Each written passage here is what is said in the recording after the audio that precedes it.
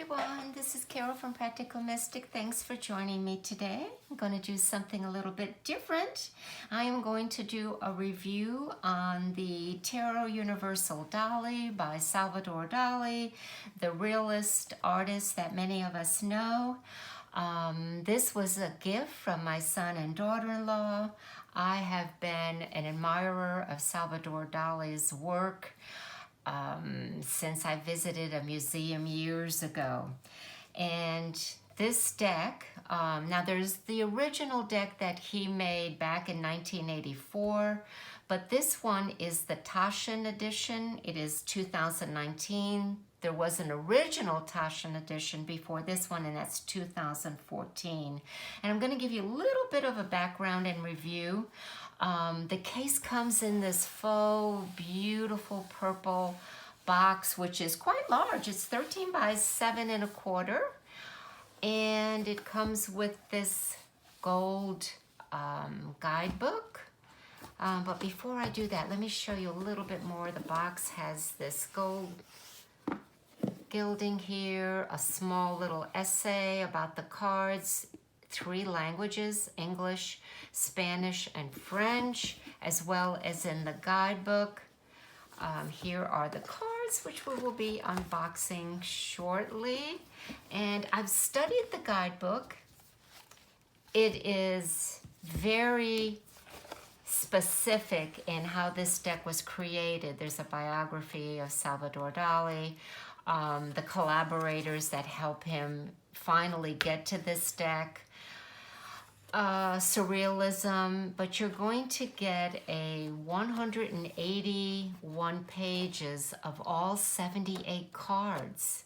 These beautiful plates in and of themselves are a work of masterpiece.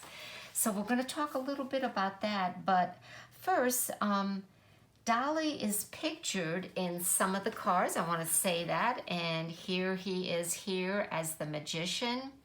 There's a reason for that, but the magician card has his picture on it, and the high priestess has his wife Gala pictured on it. So that's quite unique and special.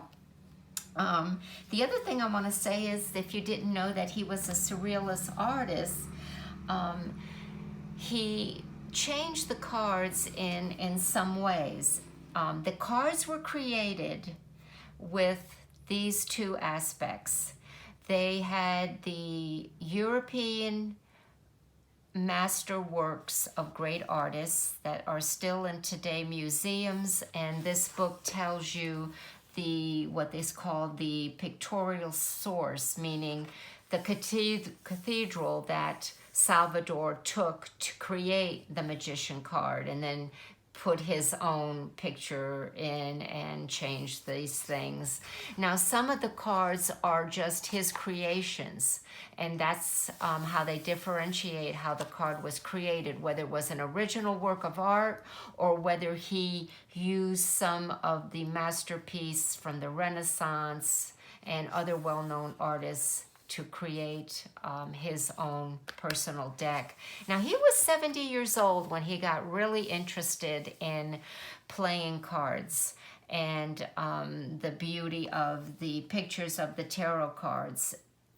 But Gala, his wife, had been an avid tarot reader and practitioner of the cards, so I'm sure that was a great influence for him to finally create this signed. Each one of the cards are signed by Dali in some way. Here it's kind of ornate right here on the bottom of the front part of the table. All of them were signed, and this is where it was delayed from what the biographers are talking about, and he had to go to court, and finally he got back to work and got this deck done. Okay, now according to the creation of this deck, again, he is a surrealist artist, so you're going to get the illusions of that form of art. And there are also butterflies in the deck, and Dali said that the traditional symbol for butterflies is the psyche or a crutch, and I was fascinated by that because The crutch part, I'm thinking, okay, what does he mean by the butterfly is the psyche? Okay, I get that, but a crutch, and according to Dali, the crutch has to do with the double meaning and representation of duality, the duality of consciousness, the unconscious and the conscious, and that crutch is really in a positive step, a stepping stone to the inner and outer world, which I find to be true with surrealist artists anyway. You're getting the reality, and then you're getting the unconsciousness of why that picture has been formed or that literature has been written in that way. So that's what is different about this deck. Now, I wanted to look back to what we know from symbology, what the butterfly is, and Eden Gray, who really is a writer of many of, I think she has 3 books out, but I do follow the symbolism that she puts in her books, and she writes down in, and of course I shouldn't say just Eden Gray. Eden Gray was an actress who became fascinated by the tarot decks and decided to study them and write about them. She basically focused on the Rider-Waite-Smith deck.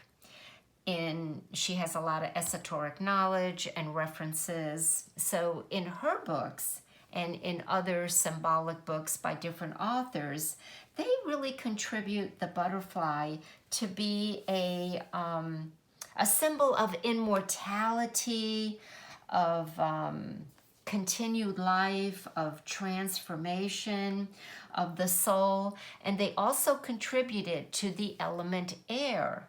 And of course, if we look at the Rider-Waite-Smith, the element air and the suit of swords, we see the butterflies, especially in the court cards. Well, this correspondence continues because Salvador, in his sword suit, is where you see the butterfly. So it's really more related to the air element and the air aspect. So there was a correlation, a connection there that he kept. Now, Dali was also well known to be an eccentric. And some of the cards you'll say, why did he do that? Why did he paint that? Again, something that, I opened up and there is the devil card, and there is a butterfly, and it seems to be piercing it on a staff. And he has him coming off a cliff, which reminds me so much of almost the Fool card. But, the first thing you question is the Devil card basically in the air. So why did Dali do that? And you read on his explanation of it, and it starts to make sense. Now, he did also keep the traditional corresponding and meaning of the Hebrew alphabets and also the astrological planets that correlate with the minors and the major cards. So he does follow a certain pattern of correspondence that we all can identify with. So the uniqueness of this deck, and of course we are going to open it right now, is that, yes, it draws upon the European artist and masterpiece, but it also draws upon the surrealist interpretation of what is reality and how we can move from the inner world to the outer world through use of illusions and pictures, and then forming our own conclusion, which is very much the free flow of surrealism. Okay, so there isn't any gold gilding. I would say that they're a medium weight, and you have that traditional what I call Spanish Zorro markings of Dali on the cards. And let's go ahead and do a wonderful walkthrough. Okay. So here he is, the Magician card. And I think I'm just going to be quiet other than say that this is the High Priestess and that is his wife, Gala. The Empress, the Emperor, the High Priest, which is the Hierophant, the Lovers, Chariot, Justice,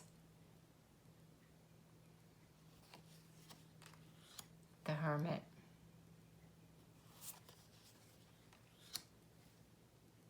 Wheel of Fortune, Strength,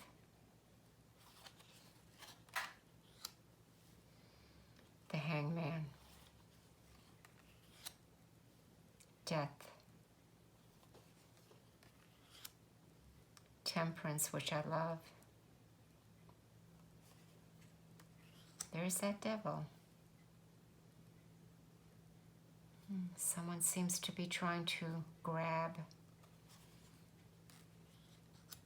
the Tower, the Star, the Moon, kind of modern, the Sun, Judgment, the World, the Fool. All right, the next suit I guess that we are beginning with is the Queen of Wands, King of Wands. Also in the book, I do want to bring to your attention that the Queen is before the King, where traditional books you get the King, the Queen, the Knight, and the Page. Not in the Guidebook, or as you see the way the deck was stacked, the King of Wands, Knight of Wands. Are you able to see these? Yep, Page of Wands. I'm just double checking my monitor. Now this is the Ace of Swords. I noticed that there isn't any writing. All of the aces, except for the Ace of Cups, does have a hand, which again is that traditional Rider-Waite-Smith depiction of the introduction of the minor suits. And I noticed that they are not written. There's two of Wands.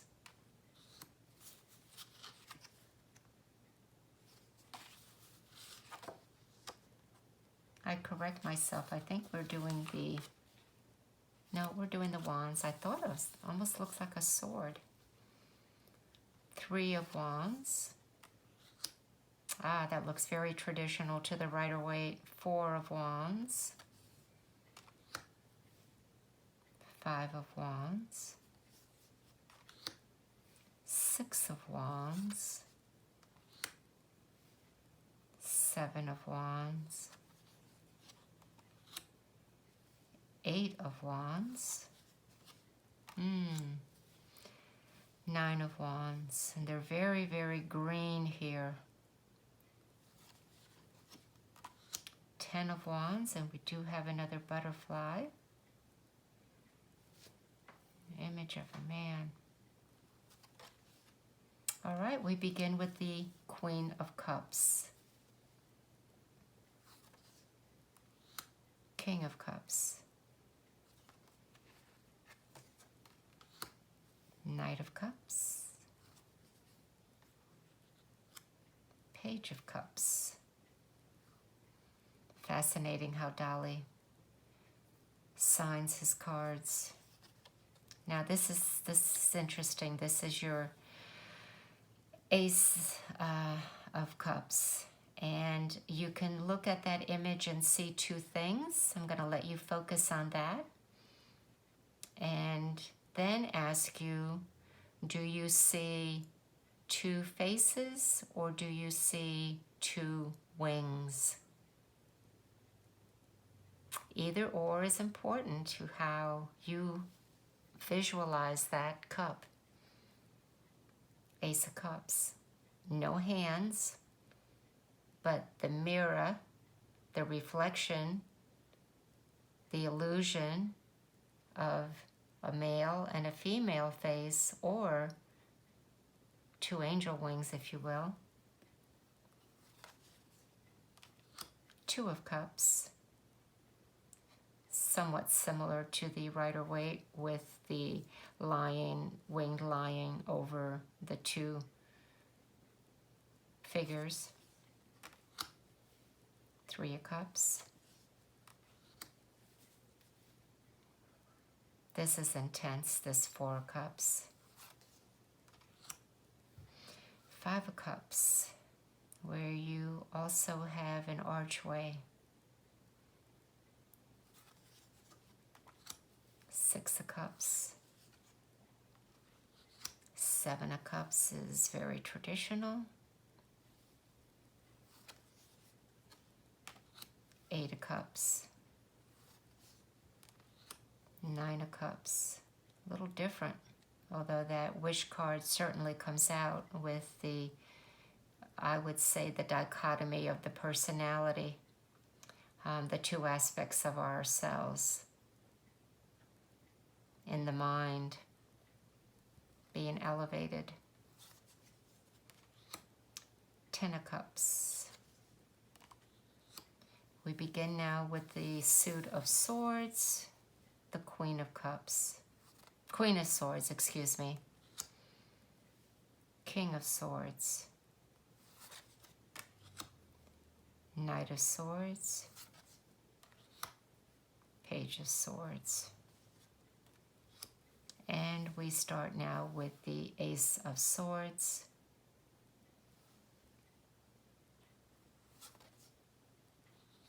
Two of Swords.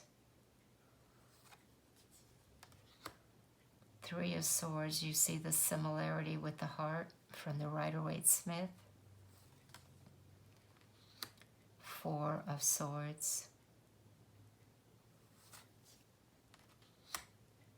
Five of Swords. Six of Swords. Seven of Swords, a companion. Eight of Swords. Nine of Swords, which is supposed to be the taken from a masterpiece picture of the death of Julius Caesar. Ten of Swords. We now enter into the suit of cups, coins, which is pentacles in the Rider-Waite and other decks. Queen of Coins. King of Coins. Knight of Coins. Page of Coins. Ace of Coins with the hand. Two of Coins. Three of Coins. Four of Coins. Five of Coins. Six of Coins. Seven of Coins. Eight of Coins. Nine of Coins. Quite different. in some respects for the 10 of coins. Now, I do want to say something that Salvador in the book makes to be important. And I'm kind of paraphrasing, but he put the picture of himself as the magician because he wants us to feel that ultimately that we are the magician. We are an original work of art. We are a creative entity. We are unique and we are very talented. And if we begin with that perspective about ourselves, then we are unlimited and able to maybe take that giant step into the reality, other realities that we may not have felt capable of entering into. So that is where I'm going to end it. It is a fascinating deck. A lot of meditation, contemplation has to be done for me. I am drawn to the surrealist art and literature. I am so thankful that I have this deck and will be using it on probably my personal growth more than to do it for readings for anyone. And I thank you for joining me today. And if you have any questions, feel free to contact me or leave it in the comment sections. And I look forward to doing another video with you soon. Thanks, everyone.